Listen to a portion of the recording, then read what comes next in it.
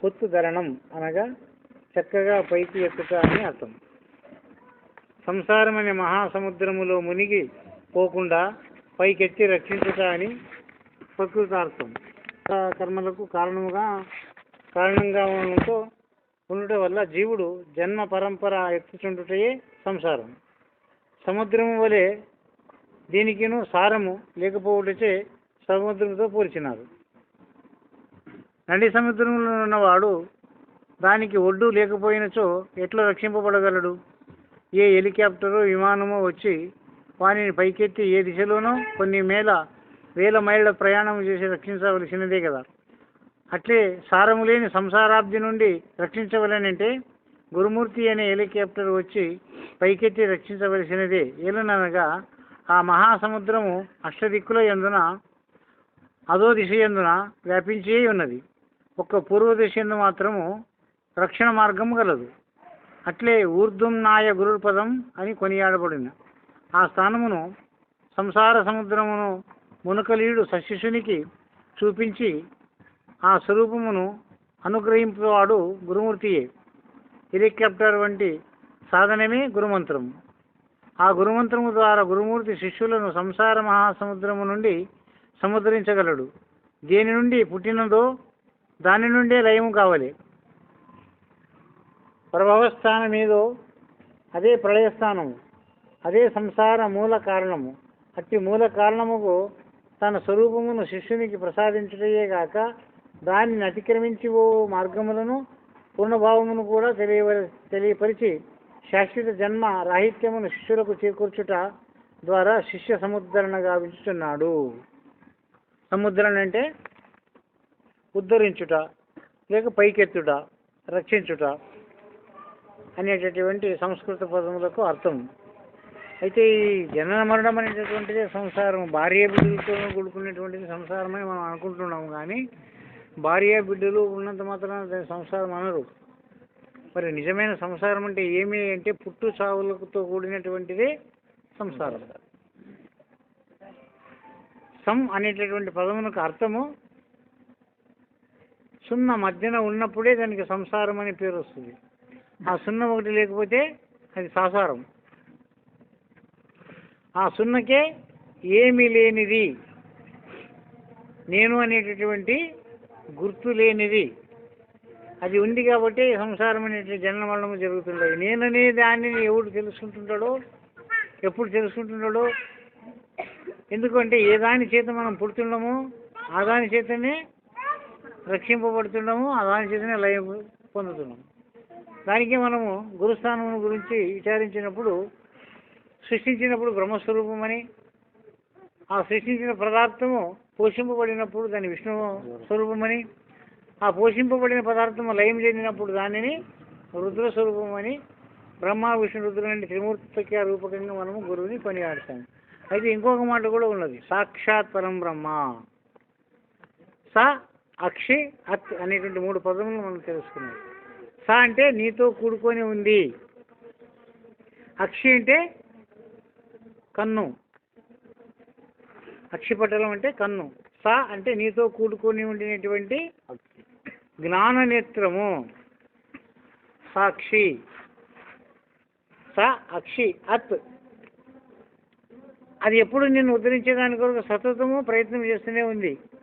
గురుస్వరూపం అందరి యందు ఉంది. అది నీలో నాలో అనేటువంటి ఇప్పుడు పాటలు పాడినట్లనే ప్రతి జీవిలో కూడా ఆ జీవితో కూడుకొని ఉంది. అందుకొరకే అది ప్రకటన కావడం లేదు, తెలియబడడం లేదు. అది ఎందుకు అంటే మానవుడు ఏదైనా దర్శించాలంటే, ఏదైనా చూడాలంటే తనకు భిన్నంగా ఉండినటువంటి దాన్ని చూడగలుగుతాడు, భిన్నంగా ఉండినటువంటి దాన్ని దర్శించగలుగుతాడు. కానీ తనతో కూడి ఉండేటువంటి దాన్ని ఇట్లా ఉదాహరణకు చక్కెర పాలు భిన్నంగా ఉండినప్పుడు దూరం తెలుస్తాయి. ఇది చక్కెరని, ఇది పాలు అని చెప్పి భిన్నం. ఆ రెండు కలిసిపోయిన తర్వాత విడదీసి చూపునికి రాదు. అది మమైక్యం అంటారు. మమైక్యం అంటే దాని ఎందుకు కూడుకునింది. ఏమిట్లో? చక్కెర పాలలో కూడుకొని ఉంది. అయితే మరి అది చూపించండి రాదు. మరి చూపించి రాకుంటే మరి చక్కెర ఉంది అనేటువంటి గుర్తించడానికి అందుకొరికి దానిని తిని చూడు. రుచి చూసినప్పుడు పాల రుచి, పాలతో పాటు దాని యొక్క తీపి రుచి కూడా నీకు తెలియబడుతుంది. అట్లనే ఈ సంసారం అనేటటువంటి సముద్ధరణీక మంత్రము అంటున్నాడు. ఉద్ధరణ సమానంగా ఉండేవి రెండు. మాయా బ్రహ్మములు వేరుగా లేవు, జ్ఞానాజ్ఞానములు రెండు వేరుగా లేవు. అక్షితో కూడుకొని ఉండవు, అంటే నీతో కూడుకొని ఉండవు. నేను నిడిసి పరమాత్మ లేడు, నిన్నిడిసి జ్ఞానం లేదు, నిన్నిడిసి అజ్ఞానము లేదు.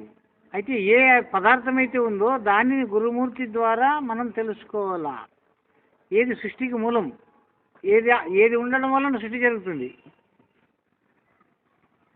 ప్రపంచంలో ఉన్నటువంటివి పుట్టినవాడే ఇంకొక వస్తువుని పుట్టించుతాడు, కానీ పుట్టిన పదార్థం ఇంకొక వస్తువుని పుట్టించదు.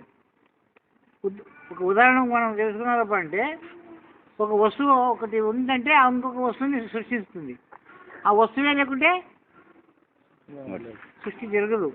అట్లనే ముడి పదార్థంలో లేకుంటే ఇప్పుడు విజ్ఞానమునకు విమర్శనకు ఆస్వాదమే లేదు. ఏ వస్తువు తయారు కావాలంటే దాని ముడి సరుకు ఉంటేనే, మన్ను ఉంటేనే కుండ తయారవుతుంది. మన్నే లేకుంటే మన్నుకు మూలము మొదలు, కుండకు మూలం మొదలు మన్నే. అట్లనే ఈ సృష్టికి మూలం మొదలు జ్ఞానమే, తెలుసుకుని తెలివే. అందుకే దాన్ని మనం భద్రాద్రి శతకంలో కూడా పెద్దలు మనకి క్లుప్తంగా అర్థం చెప్పేదాని కొరకు దేవుడు అంటే ఏడిదని మాటలు ఒక్క మాటలో చెప్తాం ఏంటంటే, ఎరిగేటి ఎరుకయే పరమాత్మని ఎరింగి అన్నాడు. ఎరిగేటి ఎరుకయే పరమాత్మ, ఎరిగేటి ఎరుక. మరి మనం ఎరిగేటటువంటి ఎరుకనే పరమాత్మ అంటే, తెలుసుకునేటువంటి తెలివిని పరమాత్మని విడిచిపెట్టి ఆ తెలివి ద్వారా ఏదానో తెలుసుకొని అది పరమాత్మ అంటున్నాం. ఏ పదార్థంతోనో ఏదాన్ని మనం తెలుసుకుంటున్నామో తెలియబడిన వస్తువుని మనం పరమాత్మ అంటుకుంటున్నాం. కానీ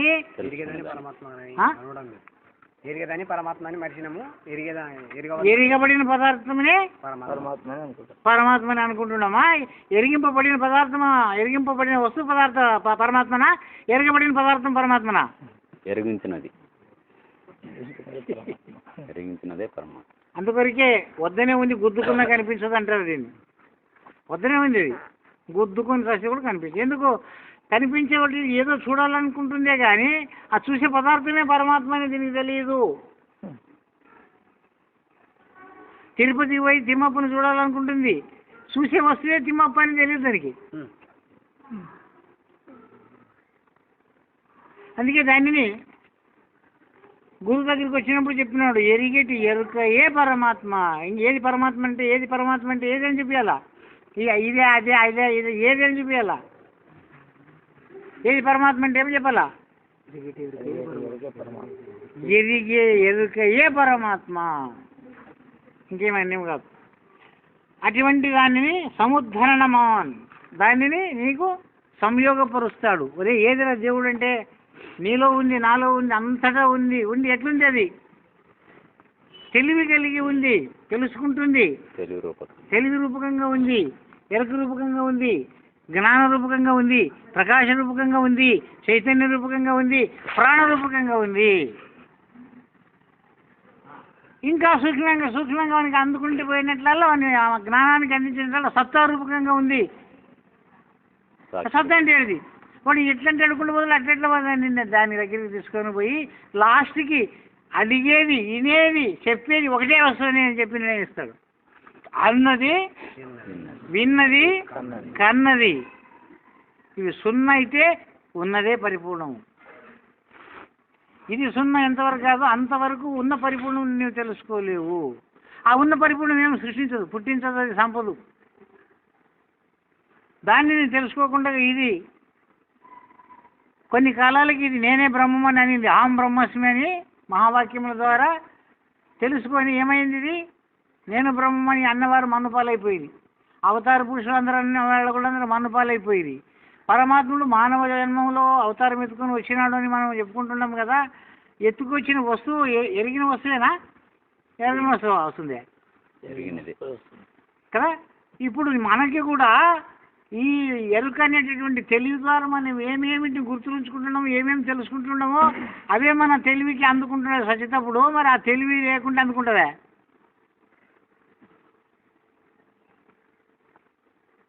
ఈ 6 విధాలకు ముఖ్యము తెలివే. భవరోగములకు తెలివే, మరణమునకు భయము ముఖ్యము.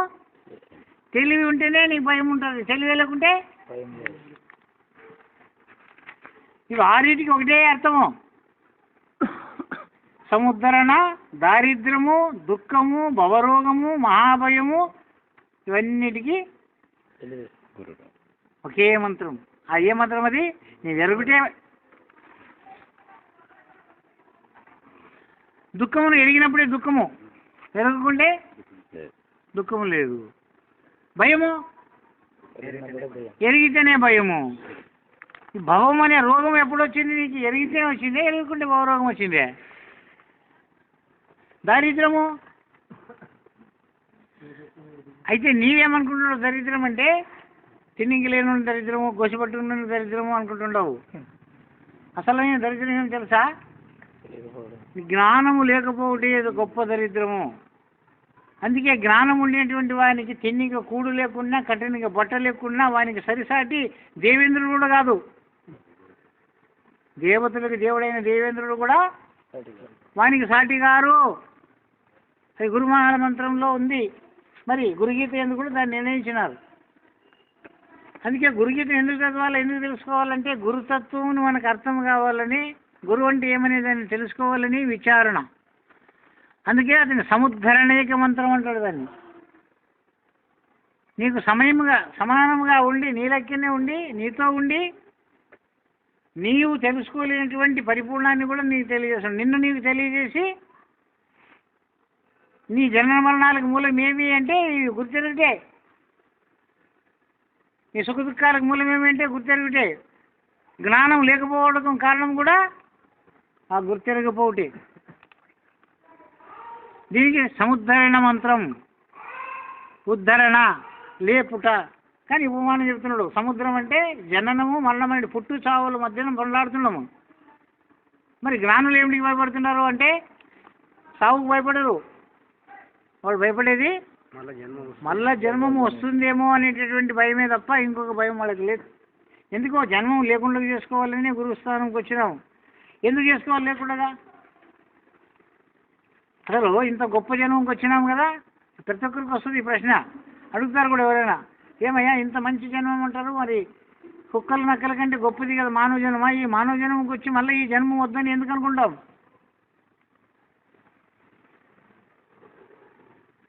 జన్మరహితం కావాలని ఎందుకు కోరుకుంటున్నాం? జ్ఞానం ఉంది కనుక. జ్ఞానం ఉంది కనుక. జ్ఞానం ఉండిన తర్వాత జ్ఞానంతో ఏదైనా సాధించవచ్చు కదా. జన్మ మరణమే మళ్ళీ వచ్చేది వద్దని ఎందుకు?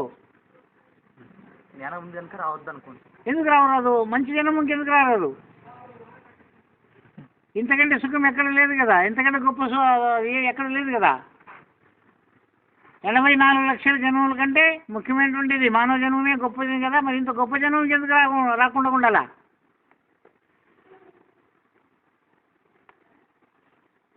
కొందరు మహాత్ములు మళ్ళా మానవ జన్మకి వస్తామని అంటారు, లోక కళ్యాణం చేస్తామని అంటారు. భగవంతుడు కూడా మళ్ళీ మానవ జన్మకి అధర్మము సుధర్మము చేసిన దాని కొరకు మళ్ళీ నేను వస్తాను అని అంటున్నాడు.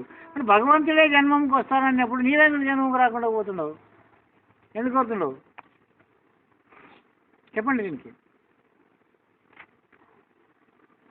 ఎవరైనా ప్రశ్న చేసినందుకు మీకు అర్థం ఉందా? ఈ జన్మం వద్దు అని ఎందుకు అనుకుంటున్నావు? ఏం తింటా నీకు నష్టమైంది? వివేకానందుడు అంటాడు, మళ్ళీ జన్మం ఉంటే ఈ భారతదేశంలోనే మానవ జన్మంలో నేను మళ్ళా వస్తాను అంటాడు. బ్రహ్మం గారు మళ్ళా వస్తాను 11వ అవతారము వీరభోగ వసంతురాయి వచ్చి పుడతాను అంటాడు. మరి వీళ్ళందరూ జన్మంకు మళ్ళీ వస్తామనుకుంటే నీవెందుకు జన్మం లేదనుకుంటున్నావు, వద్దనుకుంటున్నావు?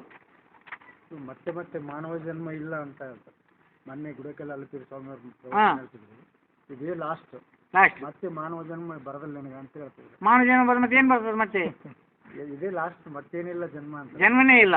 ಜನ್ಮ ಇಲ್ಲ ಅಂದ್ರೆ ಮತ್ತೆ ಯಾಕೆ ಬೋಧ ತಗೋಬೇಕು? ಎಲ್ಲರಿಗಿಲ್ಲ ಬೋಧ ತಗೊಂಡವ್ರಿಗೆ ಒಂದೇ ಇಲ್ಲನ? ಎಲ್ಲರಿಗಿಲ್ಲ. ಎಲ್ಲರಿಗಿಲ್ಲ ಅಂದ್ರೆ ನೀನು ಯಾಕೆ ಬೋಧ ಕೊಡ್ಬೇಕು, ನಾವೇ ಕೇಳ್ಬೇಕು.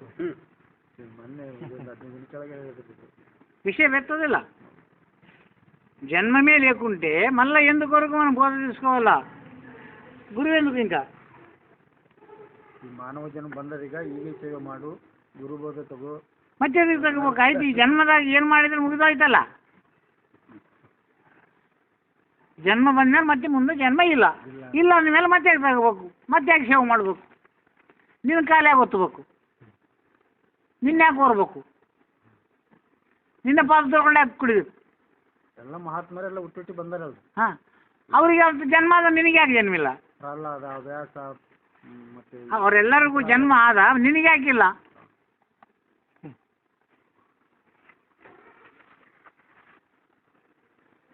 కడా జన్మ ఎవరికి తెలుసా ఈ కడా జన్మ అంటే అది ఎవరికి తనను తాను ఎరిగిన వానికి కడా జన్మ తనను తాను ఎరగకుండానే నాకు జన్మ లేదు అంటే కాదు అనేక జన్మాలు మళ్ళీ తిరగవలసిందే తప్పదు దుర్లభం మానుషం దేహం వివేకం అతి దుర్లభం జన్మ రావడమే గొప్ప పుణ్యము ఏమి పుణ్యం చేసినావు అంటే 84 లక్షల జన్మాలలో పుణ్యము మానవుని కొరకే ఉపయోగపడుతుండవు అన్ని జీవాలు మానవ లోక కళ్యాణం కొరకు ఉపయోగపడుతుంటాయి ఆ పుణ్యము రైతులకు ఎన్నో క్రిమి కీటకాదులు కూడా పుణ్యం చేస్తుండేవి ఒక్కొక్క జన్మ దీనికి అంటాడు సాధూనాం దర్శనం పుణ్యం స్పర్శనం పాపనాశనం సంభాషణం సర్వతీర్థానాం మహాత్ములను దర్శించితే ఒక పుణ్యం వస్తుంది స్పర్శించితే నీ పాపనాశనం అయిపోతుంది వాళ్ళు ముడితే నీకు పాపం పోతుంది ముట్టేసాడు ఆడతారు కదా ఏరు ముట్టిరారంటే పలానోడు అని చెప్తేనే వానికి మోక్షం లేకుంటే లేదు మళ్ళీ ముచ్చడే ఏరుముట్టి ఇరారు అనేదే తిరిగేదే జన్మ అందుకొరికి నేనెవరు అనేటటువంటి దాన్ని తెలుసుకోవలసినటువంటి జన్మ మానవ జన్మ ఒకటే భగవంతుని పూజించేది ధ్యానించేది కూడా ఒక మానవ జన్మైంది పశువులు పక్షులు క్రిమి కీటకాదులు ఉరుములు పడతామని భయం లేదు మనం సస్తామని భయం లేదు మేము వస్తామని ఆశ లేదు దేమి దొరికితే అది తింటుండవి నీ ఆధీనంలో ఉండి జీవనం చేస్తున్నాయి పొద్దుండి మాపడి దగ్గర పసలని కట్టేసి కొడితే కూడా అట్లే పోతుంది నాకు చేత కాదని చెప్పుకుని కూడా నోరు లేదు వాటికి నీకు జ్ఞానం ఉండి దున్నపోతు లెక్క దాన్ని దానికి ఆకలి ఏదైనా దానికి నీళ్ళు దూపుకాయ ఏదైనా నీకైతే దూపుకాయ అంటే బండి ఇడిచి పెడతావు ఉరుకుతావు ఏమన్నా చేసుకొని వస్తావు మరి అది ఇడిచిపెట్టి ఉరుకుతుందా నీ ఆధీనంలో ఉండదు ప్రతి జీవి నీ ఆధీనంలో ఉండదు పుల్లులు నడిపిస్తావు శార్దూలాలు నడిపిస్తావు పాములు నడిపిస్తావు ఇంత జ్ఞానం కలిగిన మానవుడు మళ్ళీ అవిటికి మొక్కుతాడు దేవుడని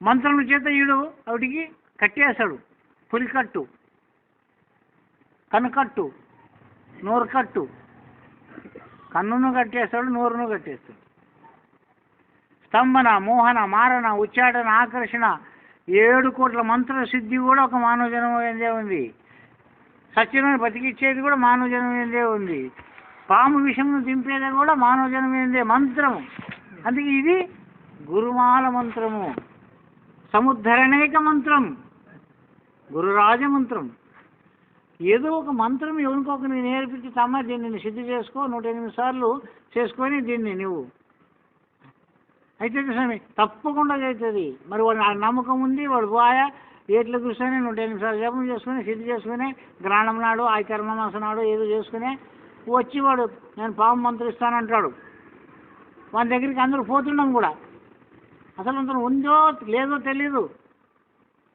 బతికిస్తాడా చంపుతాడని అనుమానం ఉంటే అక్కడికి పని చెప్పం నమ్మకంతో పోతాడు అతను మంత్రిస్తాడు అతను ఎట్లుండో ఏమో తెలియదు కానీ అతని మంత్రశక్తి మాత్రము బాగుంది ఏమి అది వినలో దశలేరు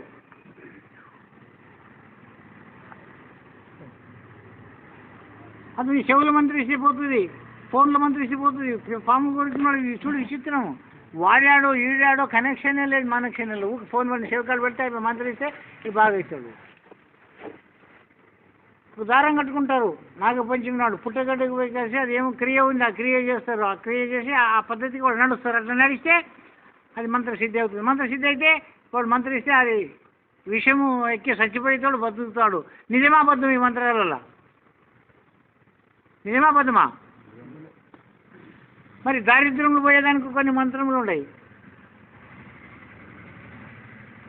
రోగములు పోయేదానికి కొన్ని మంత్రములు ఉన్నాయి.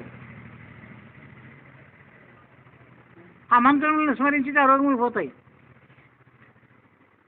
అప్పుడు చాలా ఉండే అప్పుడు మొక్క మంత్రి ఇచ్చేది. ఇప్పుడు అందరూ మా మొక్క మంత్రి ఇచ్చేది ఈ మంత్రం అన్నీ పోయేవి ఇప్పుడు. అప్పుడు ప్రతిదానికి మొక్క మంత్రి ఇచ్చేది, ఊమించుకొని వచ్చేది, దర్గల కాడ నిలబడేది. ఇప్పుడు కూడా ఇంకా ఉండవు, పోయలేవు, ఇప్పుడు కూడా ఉన్నాయి. మరి వాడు మంత్రం ఇస్తే ఈయన బాగా అవుతుంది అంటే మరి ఈయన మంత్రం ఏమయ్యేది? ఈయనకి రోగం వచ్చిందా? మరి గురుమాల మంత్రం దేవుడు ధ్యానం చేస్తున్నాడా? గురువాక్యానుసారంగా నడుస్తున్నాడా? అంటే ఈయన మంత్రంలో శక్తి లేదా? ఈయన మంత్రం ద్వారా దరిద్రం పోదా? ఈయన మంత్రం ద్వారా రోగం పోదా? ఈయన మంత్రం ద్వారా భయం పోదా? పోతుందే పోదా? అంటే నమ్మకం లేదు. నమ్మకం లేని బోధ, నమ్మకం లేని పూజ, నమ్మకం లేని మంత్రము పనిచేయవు. నమ్మకము. అందుకే అది మనకు రాయి అని తెలుసుకునే మనకి నమ్మకం దేవుడని. వాడిని నమ్మకం కాపాడుతుంది, రాయి కాదు కాపాడేది. ఎవరు కాపాడుతుంటారని? నమ్మకము. మరి గురువు మీద నమ్మకం ఉందా మనకి? గురు మంత్రం మీద నమ్మకం ఉందా? అనుమానం. ఏమప్ప ఇచ్చారా అంటాం కానీ అది ఏమవుతుందో ఏం పోతుందో ఏం. అనుమానమే. గురువుకి అనుమానమే, శిష్యునికి అనుమానమే. అనుమానమే పెన్ రోగం అయిపోతుందండి. మహామంత్రం అంటారు దీన్ని. సముద్ధరణ, దారిద్ర్య, దుఃఖ, భవరోగ, మహాభయనాశనం గురురాజమంత్రం. దాని నివారణే పుట్టుకముకు కారణం ఉంది ఆ మంత్రము, ఉద్ధరించడానికి కారణం ఉంది ఆ మంత్రము, లయము కూడా కారణం ఉంది. మెస్మరిజం చేస్తారు. నిన్ను చూసుకుంటా నువ్వు మాట్లాడుతావు, మాటలు పడిపోతావు, నిద్రపోతుండవు, నువ్వు నిద్రపోతావు. నీలోనే ఉండినటువంటివన్నీ చెప్తుండవు అంటే వాడు పండుకొని కళ్ళు ముచ్చుకొని చెప్తున్నాడు. మెస్మరిజం. మన ఆత్మని మాట్లాడిస్తారు. నీకు తెలియకుండానే నీలో ఉండినటువంటి వస్తువులన్నీ బయటకు వస్తాయి. నీ దొంగతనం చేసింది, ఇలా చేసింది అన్నీ నీకు తెలియకుండానే బయటకు వచ్చేస్తుంది. ప్రపంచంలో ఈ పొద్దుల వరకు మనం ఏమైనా దాచి చేయాలని ఎంత ప్రయత్నం చేసి చేస్తున్నావో అది దాగి ఉండేదానికి సాధ్యమే కాదు. దాగపడలేదు, మరిగే లేదు దానికి. ఎంత గొప్పంగా ఉన్నా ఉంచు దాన్ని, అది బయటపడిపోతుంది. మరి ఇంత దాచిపెట్టి చేసినా కూడా బయటికి పడిపోతే సత్యమేది బయటపడదు? బయలుకుడిన సత్యము మునిగిపోయింది, మునిగిపోయిన అసత్యం బయటకు వచ్చింది. దాచబడింది, అది బయటకు వచ్చింది. బయట ఉండింది, ఇది మునిగిపోయింది. ఇది నిజము నిందల పాలైంది. చూడా ప్రపంచం నేర్పుతుంది. అదే ప్రళయస్థానము, అదే సంసార మూల కారణము. అట్టి మూల కారణముకు తన స్వరూపమును శిష్యునికి ప్రసాదించుటయే గాక దానిని అతిక్రమించబో మార్గమును కూడా, ఆ మార్గమే పరిపూర్ణము కూడా తెలియవచ్చి శాశ్వత జన్మరాహిత్యమును శిష్యులకు చేకూర్చడం ద్వారా శిష్య సముద్రణ జరుగుతుంది. ఒక మంత్రం చెప్తే అయిపోదు, గురు ఫోటో పెట్టుకుని పూజ చేస్తే అయిపోదు. మరి ఎట్లయితే అవుతుంది? గురువాక్యానుసారంగా. అందుకొరకే ధ్యానములో గురుమూర్తి ఉండాల. ఆ మూర్తి లేకపోతే ఆ మూర్తి ఫలం మనకు రాదు. లక్ష్మి లేకపోతే ధనము, గణేశుడు లేకపోతే విద్య, సరస్వతి లేకపోతే విద్య, గణపతి లేకపోతే బుద్ధి రావు. ఆ యొక్క అధిష్టాన దేవత దానికి అవసరం. అందుకే గురుమాల మంత్రానికి గురువు అధిష్టానము. ఎవడో బ్రహ్మముడు కాదు, విష్ణువుడు కాదు, వెంకటరమణుడు కాదు. నీకు బోధించినటువంటి గురువు యొక్క స్వరూపమే ఆ మంత్రమునకు అధిష్టాన శక్తి. నీ కంటికి సూర్యశక్తి, నీ కంటికి దీపశక్తి పనికొస్తుంది, కానీ బంగారు శక్తి పనికిరాదు. బంగారు శక్తిని తెచ్చిపెట్టుకుంటే నీ కళ్ళు కనపడవు. ఒక దీపము కళ్ళకు కనపడేదానికి కావాల్సింది. దీపం కావాలన్నా బంగారు, నాకు ఇంత పెద్ద బంగారు ఉంది నా కళ్ళ కనపడతావా?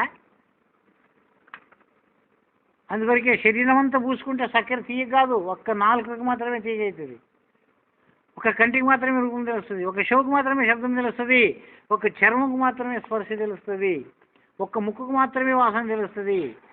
మరి శరీరం అంతటా ఉంది కదా, ఎందుకు తెలియదు? నాలుగొక్కడు ఎందుకు తెలుస్తుంది? అందుకే దానికి స్థానము, స్వరూపము, స్వభావము, ఇది తప్పకుండా ప్రతి శిష్యులు తెలుసుకోవాలి.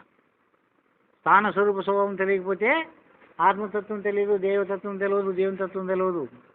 అందుకే ప్రతిదానికి ఒక స్థానం ఉంది, దానికి ఒక స్వరూపం ఉంది, దానికి ఒక స్వభావం ఉంది.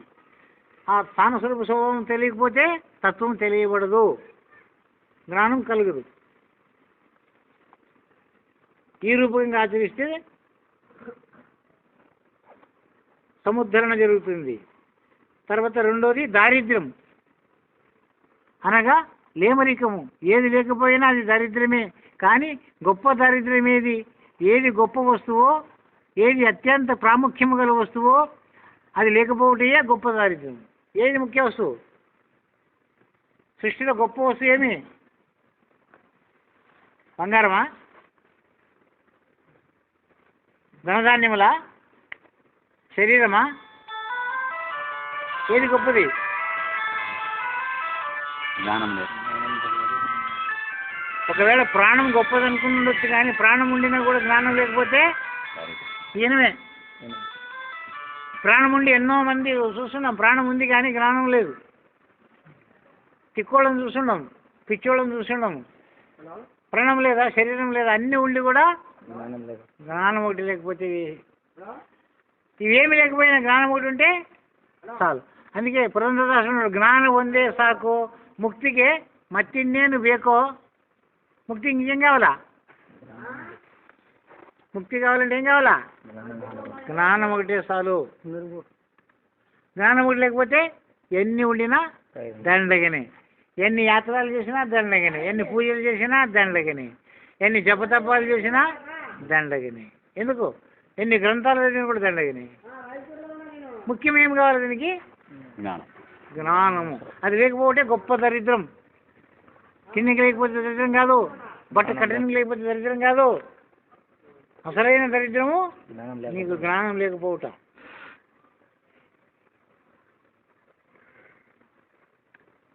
అట్టి జ్ఞాన సంపత్తి లేకపోవడం గొప్ప దరిద్రము. ఇట్టి జ్ఞాన దారిద్ర్యమునకే అజ్ఞానం అని కూడా ఒక పేరు. ఇట్టి జ్ఞానం లేకపోతే ఇటు దారిద్ర్యమునకే అజ్ఞానం అని పేరు. అది శంకరులు, ఆదిశంకరులు ఏమన్నారు? అసంతృప్తియే మహాదరిద్రం అన్నారు. మానవునికి సంతృప్తి లేకపోవటమే గొప్ప దరిద్రం. ఎందుకంటే ప్రపంచంలో మానవునికి అన్ని విధముల సుఖములు పరమాత్మను ప్రసాదించినప్పటికైనా ఈయనకి అసంతృప్తే ఉంది. 40,000 కాసం వచ్చినా అసంతృప్తే ఉంది, 40 ఎకరాల భూమి కొనినా అసంతృప్తే ఉంది, 4 ఇండ్లు కట్టినా అసంతృప్తే ఉంది, ఎంత పండితే అసంతృప్తే ఉంది, ఎంత తెలిసిన అసంతృప్తే ఉంది, ఎంత ఇచ్చినా అసంతృప్తి ఉంది. సంతృప్తి అనేటువంటిది ఎప్పుడు లేదో అదే దరిద్రం. సాల్ సాల్ సాల్ అనుకున్న వాడే గొప్ప ధనవంతుడు. అందుకే అన్నం ఒకటే సాల్ అంటాడు మానవుడు. చచ్చిపోయిన పనులు ఎంత మంచి, చాలా బాగుండడం, దీన్ని మంచిగా ఉండదు, ఇంకోటి చచ్చిపోయింది పాడుగా వాళ్ళ ఏ దాని వల్ల నువ్వు జీవిస్తావో అది ఎక్కువ తింటే చచ్చిపోతావు. ఏది అమృతమో అదే విషము. బెల్లం మంచిగా ఉంది, తీయగా ఉంది అని కాసి ఇంత తింటే కడుపు నొప్పి వస్తుంది, రోగం వస్తుంది. మంచిది అన్నీ మంచివే అనుకుంటే కూడా మంచి దాని వల్లనే చెడుపు కూడా ఉంది. అందుకే పుణ్యంలో పాపము ఉంది, పాపములో పుణ్యం ఉంది. ఇది సముద్ధరణ కలిగినప్పుడు మాత్రం, ఆ జ్ఞానం కలిగినప్పుడు మాత్రమే అది నిజమైనటువంటి సంతృప్తి కలుగుతుంది. అట్టి సంతృప్తియే జ్ఞానం. అది లేకపోవడమే దరిద్రం. అంతకంటే గొప్ప దరిద్రం లేదన్నారు. అందుకొరకే దీన్ని ఏమన్నారు? అంతేకాకుండా కౌపీనవంత కలు భాగ్యవంత, కౌపీనవంత కలు భాగ్యవంత. కౌపీన అంటే ఏం లేదు, లంగాలవాడ భగవాన్ దాస్. లంగాలవాడ భగవాన్ దాస్ అంటే అంతే, పేరే లంగాలవాడ భగవాన్ దాస్. దానికి ఏం చింత లేదు, చీకటి లేదు, కావాలని ఆశ లేదు, వద్దని వైరాగ్యం లేదు. ఆస్తి కలిగినటువంటి వాడు భాగ్యవంతుడు ఉంటాడు. మరి మంది చూడనిక కపినేసి లోపలంతా పరిశాన్ ఉంటే ఉప్పరదాలే షేర్వాన్ అందరై బహుత్ పరిశాన్. చూడని ఇంకా సాధు, లోపలంతా అసాధు.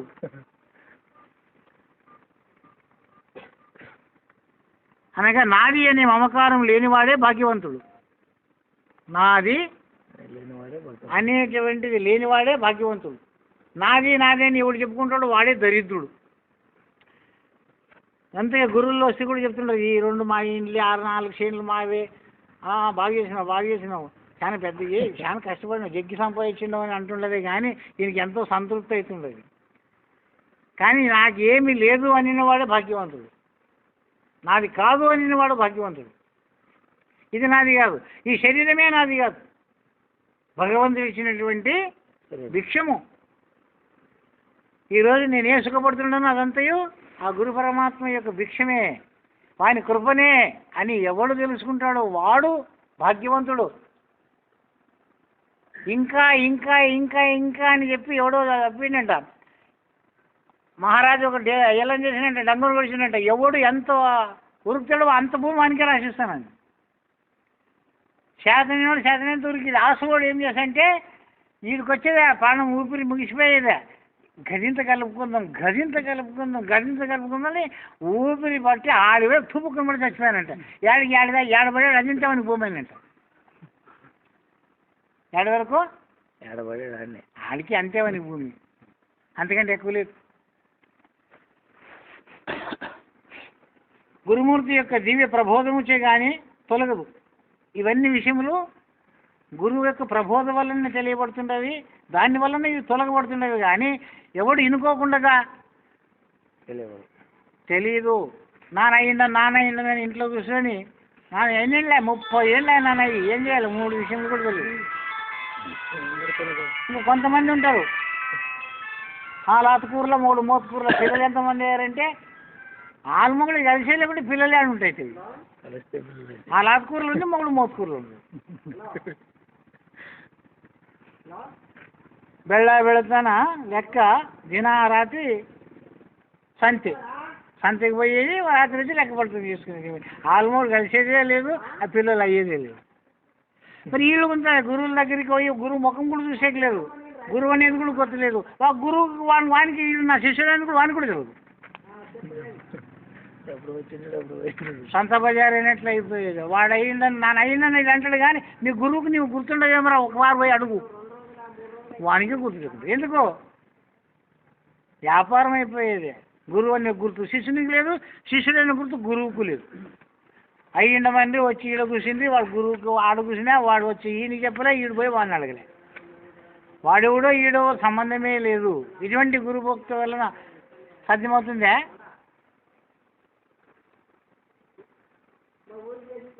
దీన్ని జ్ఞాన దారిద్రము. గురువు యొక్క దివ్య ప్రబోధచే కానీ ఇది తొలగదు. అయితే ప్రబోధ కొందరికి ఏమైనా ఒక్కసారి దర్శనం అయితే కూడా అయిపోయింది అన్నారు. అది ఎట్లా సాధ్యము? ఒక్కసారి దర్శనం అయితే శిష్యుని మీద మనసు గురువునికి, గురువుని మీద మనసు శిష్యునికి కలిగి ఉండాలి. ఎప్పటికీ ఆ పిల్ల మీదనే మనసు ఉండదు తప్ప అంటారు కదా. వాడు ఎన్ని పనులను చేయని ఎక్కడైనా తిరిగదా అని ధ్యాసంతా దాని మీద. దీనికే కురుగీతలు ఎన్నో ఉపమానాలు ఇచ్చినారు. గురువు మీద లక్ష్యం ఉండేదాని కొరకు జారిణి స్త్రీ వలె అని అనేక ఉపమానాలు ఇచ్చినారు.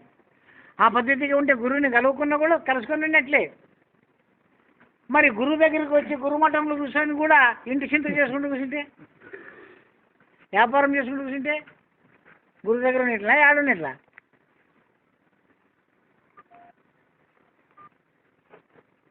అజ్ఞాన నాశనం చేయు జ్ఞానోపదేశం చేయగలడు. ఉపదేశాంతితే జ్ఞానం, జ్ఞానం సత్వదర్శనం అని గీతావాక్యము.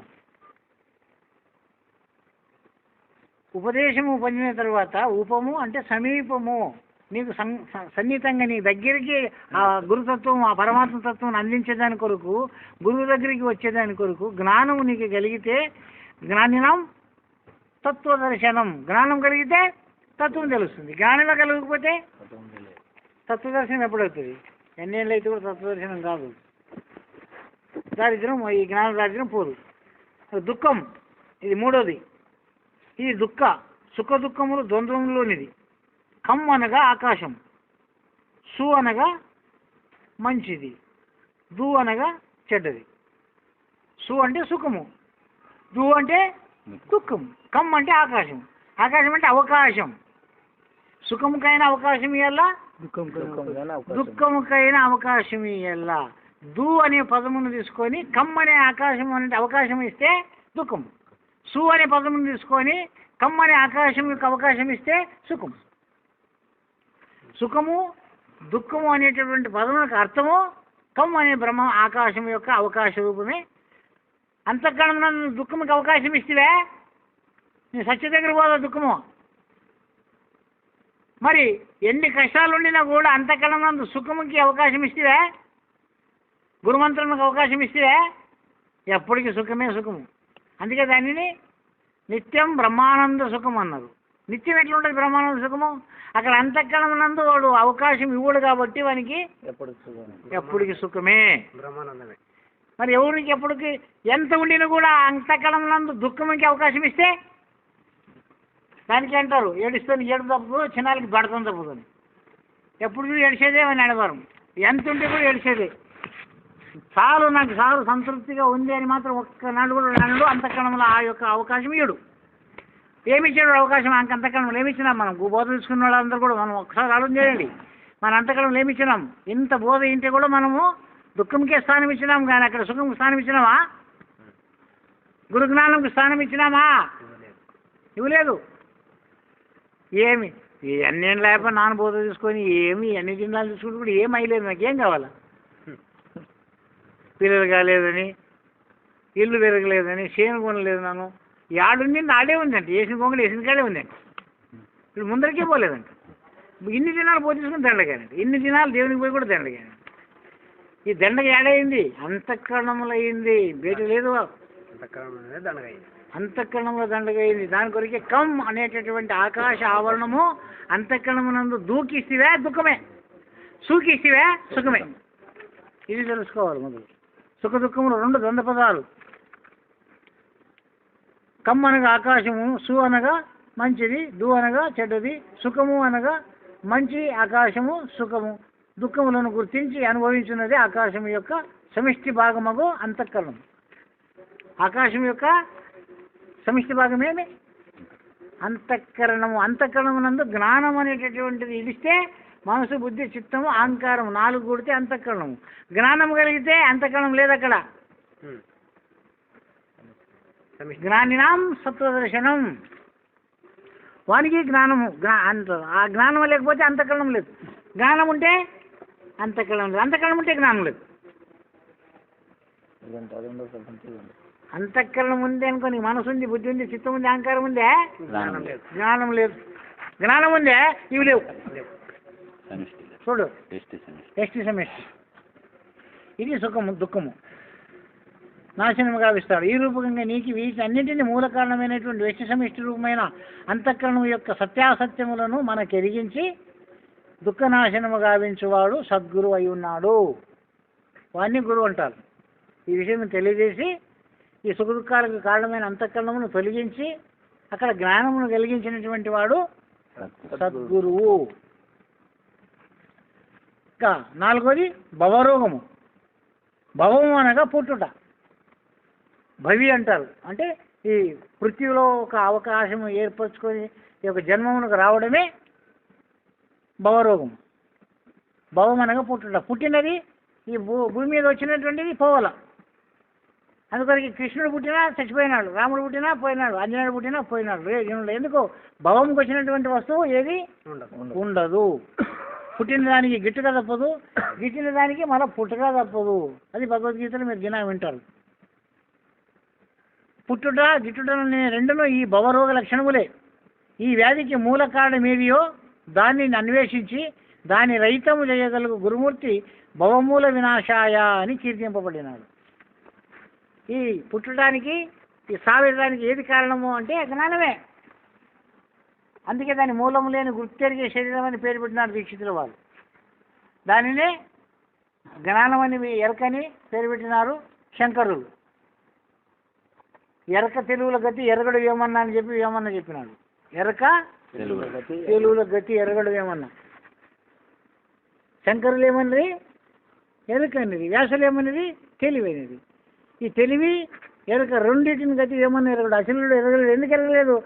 ఈ జ్ఞానం గురుమూర్తి ద్వారా ఎప్పుడైతే ఈ పుట్టు చావులకు మూలమైనటువంటి పదార్థమే జ్ఞానం అని తెలిసిన తర్వాత దానికి మూలము లేదు అని చూపించి దాన్ని నాశనమయ్యే దాని కొరకు ఒక మంత్రం ఇచ్చినాడు నీకు. దానిని షోడశి మంత్రం అనే పేరు పెట్టినారు. 16 విధములకు పరిశీలన చేసి చూస్తే ఎక్కడ దానికి మూలం లేదు. 12 రకాల పరిశోధన చేస్తే సంపూర్ణంగా నిండుకోనింది పట్టవచ్చు. ఉన్న పరిపూర్ణమును ఉండచూపి లేనెరకను లేకుండా చేసేటటువంటి వాడే భవరోగ వినాశాయ అని కీర్తింపబడినాడు గురుడు. ఉత్తనాశనం కాదు, వినాశనం, సర్వనాశనం. ఇది భవరోగమును పోగొట్టేటటువంటి విధానం. ఇక 5వది మహాభయం. అన్నిటికంటే గొప్ప భయం ఏమంటే సస్తమని భయమే. సావు కంటే గొప్ప భయం ఇంకేమి కనపడదు. సాధారణంగా మరణము కంటే మహాభయము భయంకరమైనది మరొకటి లేదందరూ. ఏలైనగా 1000 వృషికములు 1000 తేళ్ళు ఒకే తనలో కొట్టితే ఒక తేలుకి ఎంత విషయమో ఎంత బాధ ఉంటుందో అట్లాంటి 1000 తేళ్ళు ఒకే తనలో కొట్టితే ఎంత బాధ ఉంటుంది. అంతకంటే గొప్ప బాధ ఉంటుందంటే మరణ బాధ అని చెప్పి వర్ణించినారు. 1000 వృక్షములు ఒక పర్యాయం ఒకే స్థానం ముందు పుట్టినచో ఎంత బాధయో అంతటి బాధ మరణ బాధ అని అంటారు. కానీ మరణం ఎంతటి బాధకరమైనదైనా దానిని ఏరికోరి ఎంతోమంది ఆహ్వానం చేసుకుంటున్నారు. మరణం అంటే అందరూ భయపడతారని అంటారు కదా. మరి కొందరు మరణము భయం లేకుండా నూనె పోసుకొని కాల్చుకుంటారు, గొంతుకు తాడేసుకొని చస్తారు, రైలుకి ఎగురుతారు, విషము తాగుతారు, అగ్గి అంటించుకుంటారు, మై మీద నూనె పోసుకొని కాలుచుకుంటారు. అయితే వాళ్ళకి మోక్షమైందే? దుఃఖం పోయిందే? సత్యపోతుంది అనుకున్నారు కదా, మరి సత్యనారు కదా, సత్యం వాళ్ళకి పోయిందే? మరణముకు భయపడలేదు కదా వాళ్ళు. మరణముని ఏరి కోరి ఆహ్వానించింది కదా, యమధర్మునికి ఎదురు నిలబడ్రి. మరి వాడు గొప్పవాళ్ళ? ఊరు వేసుకొని చచ్చిన వాడు గొప్పవాళ్ళు అన్నలా? మా నానంటే మా ప్రాణభయం ఎదబడుతున్నాను, వాడేమో భయం లేకుండా కాల్చుకొని వచ్చినాడు, వాడు గొప్పవాడా? భయపడినాడు తప్పుడు వాడా? ఏమనాలి ఇప్పుడు అన్నీ? మరణం ఎంతటి బాధకరమైనదైన దాన్ని ఏరుకోరి ఎంతోమంది ఆహ్వానం చేసుకొనిచున్నారు. అంతటితో దారి వారి కష్టములు అన్నిటికీ విముక్తి కలిగినదే. వారి ఆశ పుట్టినవారు చచ్చుట, చచ్చినవారు పుట్టుట తప్పదు. అట్లే చచ్చినవారు తిరిగి పుట్టక తప్పదు. మరి సద్గురు బోధ వలన జన్మరాహిత్యం సాధించిన వారు మాత్రమే తిరిగి పుట్టరు. ఆ రూపకంగా ఏరుకోరి చచ్చిన కూడా వానికి జన్మరాహిత్యం కాదు, మళ్ళీ వాడు పుడతాడు. ఎందుకు పుడతాడు? ఇంత త్యాగం చేసి చచ్చినోడు ఎందుకు పుడతాడు? వాడు చేసిన కర్మఫలములు అనేటువంటి బీజరూపకంగా వాని అంతఃకరణమునందు దాగి ఉన్నవి.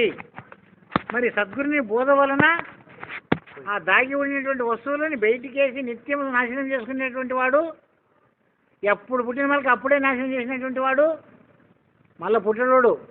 గురుబోధ ద్వారా ఎవడైతే తెలుసుకొని ఆచరిస్తాడో వాడు పుట్టడు. కానీ త్యాగం చేసి సచ్చినంత మాత్రాన వానికి జన్మరహితం కాదు. ఆ విషయం తెలిసిన వారు మాత్రమే మరణం అన్నచో భయపడతారు. ఏ విషయము? అంతఃకరణమునందు విషయములను ఉంచుకొని మళ్ళా జన్మానికి కారణమవుతుంది అని తెలిసినటువంటి వాళ్ళు మాత్రమే దాని కొరకు భయపడతారు. మళ్ళీ అది లేకుండా చేసుకునేదానికి ప్రయత్నం చేస్తారు. కానీ ఎన్ని వ్యవహారాలు చేసినా, ఎన్ని విధమైనటువంటి ఇంద్రియముల సంస్కారములు వాడు పొందినప్పటికైనా కూడా అంతఃకరణమునందు జన్మానికి కారణమైన వస్తువుని ఉంచుకోకుండా నాశనం చేసుకునేటువంటి పద్ధతే. అందుకొరికే వాళ్ళు ఏమంటారు, మీరు అనుష్ఠానాలు చెప్తారు కదా, ఏమని చెప్తారు? గురుని మంత్రాగ్ని జ్వాలలో ఏం కూలిచ్చిరి? ఇంద్రియములు విషయములు. విషయం ఉంటే ఇంద్రియాలు ఉంటాయి, ఇంద్రియాలు ఉంటే విషయం. ఆ రెండింటిని కలిపి అనుభవించినటువంటి వాడు, నాశనం చేసుకునేటువంటి వాడు మళ్ళీ మనకి పుట్టకలేదు. అందుకే పాపపుణ్యం లేవనికి ఆ పద్ధతికి ఆచరించిన వానికి మళ్ళీ ఊక ఉత్తరం మాట్లాడుతుందని కాదు, ఆచరించిన వానికి.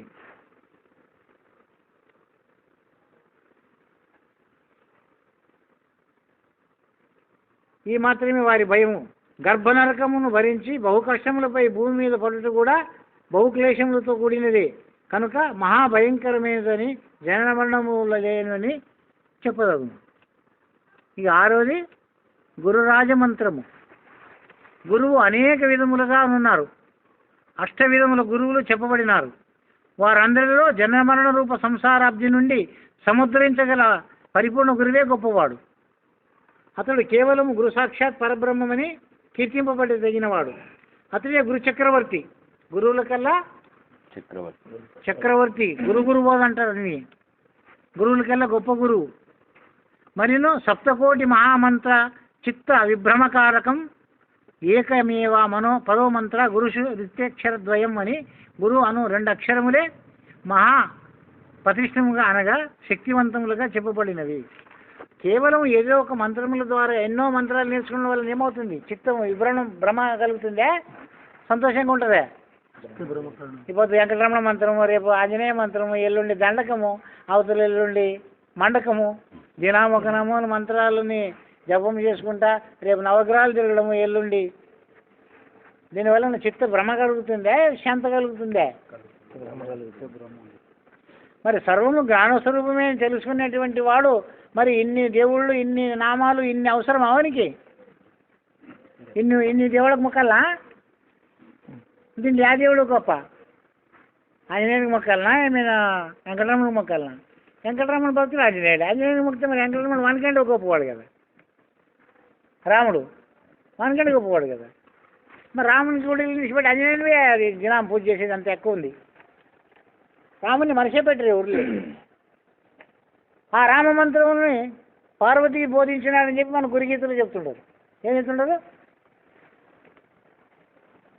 బామికి పెళ్ళిద మంత్ర.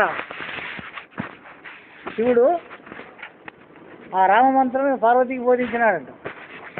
రామమంత్రం అన్న ఒకటే, గురుమంత్రం అన్న ఒకటే. గురువు అన్న రామన్న ఒకటే. రకారస్య మకారం, మకారస్య ఉకారం అన్నది. ఇవి సంధి అక్షరాలు. అందుకొరకే ఈ రా అనేటటువంటి దానిని, మా అనేటువంటి దానిని ఎక్కడ తీసుకున్నారని విచారం చేసి చూస్తే నారాయణ మంత్రములో మకారముని, రామమంత్రంలో రకారముని, అక్కడ మాని ఇక్కడ రాని తీసుకొని రామ అనేటువంటి అంశ పంచాక్షర మంత్రంలో బోధించినారు. ఈ అక్షరాభ్యాసం చేసినప్పుడు మనకు అర్థమవుతుంది. శ్రీకారం నుండి ఓంకారం వరకు అక్షరాలని పరిపూర్ణ గురువులు తెలియజేస్తారు. దీన్ని శ్రీకారము దాని ఏంది పుట్టినది ఓంకారం, దాని అందే నకారం, ఆ నకారం అందే మకారం, మకారం అందే పంచాక్షరం.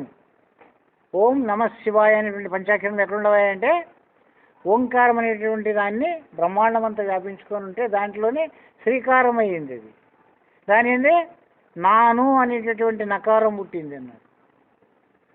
ఆ నకారం నాన్న అనేది ఎప్పుడు ఉందో అది మమకారం పుడుతుంది. నానున్నాక మమకారం వచ్చాయి. నా యాలు, నా పిల్ల, నా ఇల్లు, నా యాలు అని మమకారం.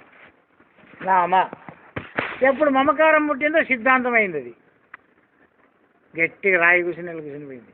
నామ సి. ఆ శివ దాన్ని ఎప్పుడు సిద్ధాంతం అయిందో వైరాగ్యం వచ్చేసింది. దీంతో ఏగలేపక వకారస్య వైరాగ్యం అన్నది. నమ శివ యకారం. ఏది తాను అనేటటువంటి దాన్ని ఎప్పుడు తెలుసుకుంటారో అదే పంచాక్షరి నమశివాయ. నమశివాయ అంటే ఏమి లేదా, గోవింద అంటే ఏమి లేదని, గోవింద అనే శబ్దంకు ఏమి లేదని, హర మహాదేవ ఏమి లేదని అర్థం, నమశివాయ ఏమి లేదని అర్థం. శబ్దార్థంలో విచారం చేస్తే లేదు అని చెప్తున్నారు. ఇవి కూడా అవి దేవుడై కూర్చుంది, అవే దేవుడై కూర్చుంది. దానికే దీక్షితుల వారు ఏం చేసినారు అంటే ఇవి ఇడిసేకి లేవురా అని చెప్పి వాళ్ళు ఏం చేసినారు, అనగలవు శివరామ దీక్షితులను వారు ఘనమంత్రము 2 కల్పించినారు. ఇవి కల్పన చేసినారు. ఏమని ఘనమంత్రములు అంటాడు, వీటిని కల్పన చేసినాడు అంటాడు. అనగలవు శివరామ దీక్షితులను వారు ఘనమంత్రము 2 కల్పించినారు. అనరాని మనంబున అనుదినంబు నిద్ర వచ్చేటి వరకు నీవు చచ్చేటి వరకు. ఇప్పుడు ఒకనాడు అన్ని ఇచ్చేది కాదు, నిద్ర వచ్చే వరకు నీవు సచ్చే వరకు, నానని అహంకారం నాశనమయ్యే వరకు. ఎప్పుడు నానని అహంకారం నాశనం అవుతుందో అక్కడ మంత్రహీనం క్రియాహీనం చాలు. ఇంకా మంత్రం లేదు అక్కడ, క్రియ లేదు అక్కడ, పూజ లేదు అక్కడ, భక్తి లేదు అక్కడ, గురువు లేదు అక్కడ. అందుకే నీవు ఉన్నప్పుడే రహితం కావాలి, కానీ నీవు పోయినాక రహితం కాదు. నీ ఉండినప్పుడే నీ జన్మమరణ రహితమైనటువంటి స్థితి నీవు తెలుసుకోవాలి. కానీ నీవు సచ్చినాక నాకు మోక్షం పోతా, వైకుంఠం పోతా, కైలాసం పోతా, నాకు జన్మ లేదు, నాకు సచ్చినాక జన్మ లేదు కాదు, నాకు ఉన్నప్పుడే నాకు జన్మ లేదు. అందుకే ఈ జనన మరణంబులు ఇక నాకు లేవని ఏమంటుండవు పూజలు అనుష్ఠానాలు ఏం చెప్తుండవు? ఈ జననము మరణములు అనేటువంటివి ఏదైతే ఉండవో ఇక నాకు లేవు అవి. ఈ జనన మరణంబులు ఇక నాకు లేవని భూజనులకు, భూమిని ఏలేటువంటి రాజులకు కూడా మేము పొడిదానికి సాధ్యం కానట్లా అటువంటి పూజ చేస్తా. భూజనులకు మిమ్ము పొగడ వశము కాని పూజ గావించదా, మీ మృదుమేను తేజమును తీయించదా. ఈడ ఉంది. ఈ మృదుమేను అంటే ఏమిటిది?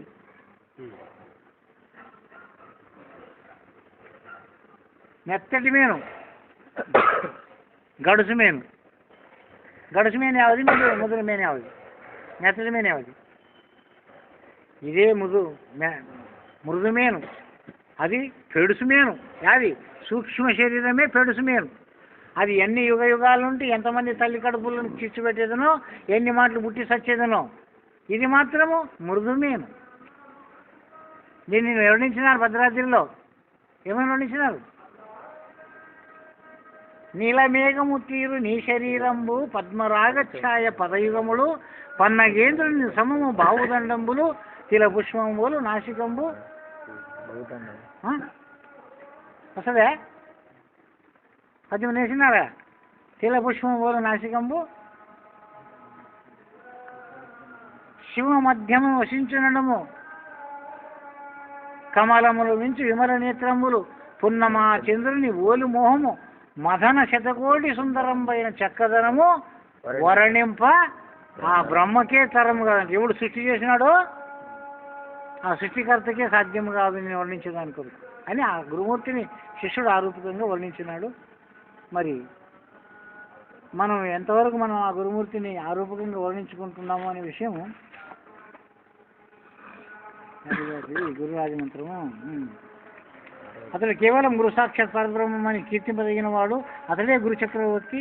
మరిను సప్తకోటి మహామంత్రచ్చ చిత్త విభ్రమకారక ఏక ఏవ పరో మంత్రో గురు నిత్యాక్షర ద్వయం అని గురు అను 2 అక్షరములే మహాప్రతిష్ఠముగా అనగా శక్తివంతములుగా చెప్పబడినవి.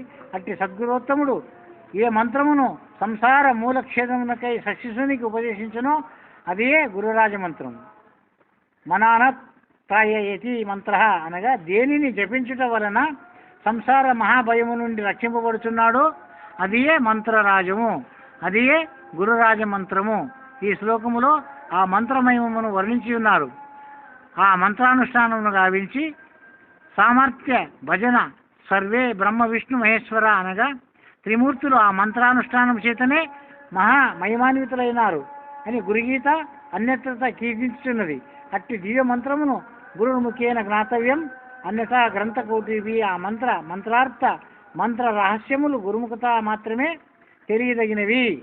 గ్రంథస్థము చేయబడినను వాని వలన శిష్యుడు తరించలేడు. గురుమంత్రము ముఖే యస్య తస్య సిద్ధాంతి నాణ్యత. అట్టి మంత్రము తెలిపిన శిష్యునికే సర్వసిద్ధులు ప్రాప్తించును. అట్టి గురుదేవుల దివ్య పదార విందములు మమ్మల్ని ఎప్పుడు రక్షించుగాక. గురువు ద్వారా ఏం తెలుసుకోవాలి? ఇప్పుడు గురు మంత్రము, మంత్రార్థము, మంత్ర రహస్యము. బుక్కులు చదువుకున్నంత మాత్రమే అన్నది సరిపోదు.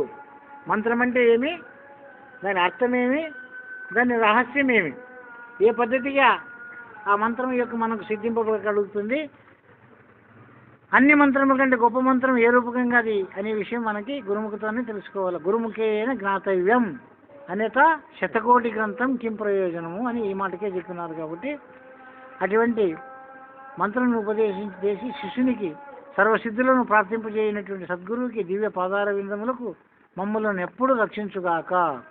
దుస్సంగత్య పరిత్యాజ్య పాపకర్మ పరిత్యాజ్య చిత్ర చిన్నామిదం యస్య తస్య దీక్షా విధీయతే. తాత్పర్యం, దుష్ట సాంగత్యమును విడిచిన వానికి, పాపకర్మములను చేయని వానికి మాత్రమే గురుదీక్ష ఇవ్వవలెను అని చెప్పినారు. మనం అన్ని చేసే వాళ్ళకి గురుదీక్ష ఇస్తున్నాము. మరి తప్ప అంటే ఈ వచ్చిన తర్వాతనే ఇవన్నీ తెలుసుకొని మానుకుంటాడనే ఉద్దేశంతో ఇస్తుండదే కానీ నిజంగా గురుదీక్ష ఇవ్వాలంటే 12 ఏళ్ళు ఎందుకు చెప్తుండ్రంటే వాడిని శుద్ధి చేసుకునే దాని కొరకు, శుద్ధి అయ్యేదాని కొరికే 12 ఏళ్ళు తిప్పుతుండ్రి. ఆ తిప్పి దుష్ట సాంగత్యమును వదిలిన వానికి, పాపకర్మములను విడిచిన వానికి మాత్రమే గురుమంత్ర దీక్ష ఇయ్యాలా, వానికే బోధ చేయాలని చెప్పి ఈ గురుగీత ఏంది. చిత్త త్యాగ వినియుక్త క్రోధ గర్వ వివర్జిత ద్వేద్భావ పరిత్యాగే తస్య దీక్షా విధీయతే అని ఇంకొక శ్లోకం కూడా చెప్పినారు. విషయ చింతన చేయని వానికి, క్రోధ గర్వాదులు వదిలిన వానికి, ద్వేత భావన లేని వానికి మాత్రమే గురుదీక్ష ఇయ్యదగును. ఏ తల్లక్షణయుక్తత్వం సర్వభూతే హితేరతం నిర్మలం జీవితం యశ తస్య దీక్షా విధీయతే.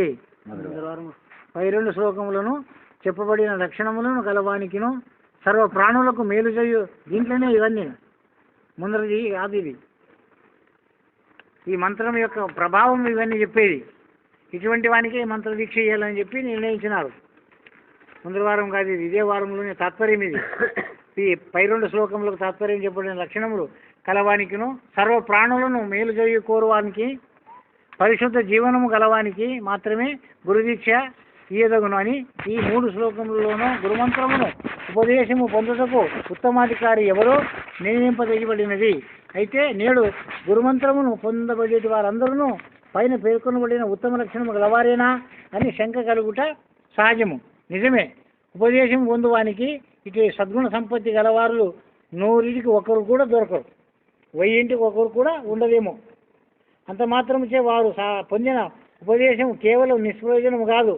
ఏలయనగా మంత్రోపదేశం అయిన పిమ్మట అయినను నిజమైన గురుపుత్రునికి ఇట్టి సద్గుణ సంపత్తి ఉండవలే కదా అని క్రమశ తెలుసుకొని అట్టి సగుణ సంపద అలవరుచుకొనుట ప్రారంభించినచో కొంతకాలమునకైనా అట్టి గురుపుత్రుడు కృతార్థుడు కాగలడు అను ఉద్దేశంతో గురుమంత్ర దీక్షను సొంగు గురువులు అధికార తారతమ్యమును గుర్తించి అందరికీ ఉపదేశం ఇచ్చుట మానివేయుట సమంజసమేమో అని కొందరు అనుకునవచ్చును.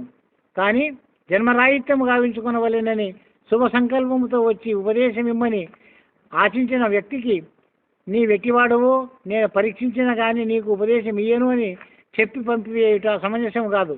లేక ఇతని పూర్వపుణ్య విశేషమున ఇతనికి ఇట్టి శుభేచ్ఛ కలిగినది కనుక ఉపదేశమిచ్చి ఇతనిని సక్రమమైన మార్గమునందు నడిపించి ఉత్తీర్ణులను గావింతును అని చేరదీసి గురుమార్గమునందు కృషి చేయించుట సమంజసమా? నేటి దేశకాల పరిస్థితుల్లో పారమార్థిక చింత కలిగి జన్మరాహిత్యం ఆశించేటి వారే మనుష్యాణం సహస్రేషు అనే విధముగా 1000కి ఒక్కరు కూడా ఉండరు. కనుక అట్టి శుభ సంకల్పంతో వచ్చిన జిజ్ఞాసుడికి శుభేచ్ఛ శీఘ్రం అని వెంటనే ఉపదేశం ఇచ్చి అతనిని క్రమశిక్షణలో ఉంచి కడతీర్చుటయే గురువుల కర్తవ్యం అని చెప్పక తప్పదు. విశేష వివరణ ఒక శ్లోకము, దుస్సంగము, పాపకర్మము అని ముందు దాని యొక్క అర్థములు వస్తాయి. జై సద్గురు మహారాజ్.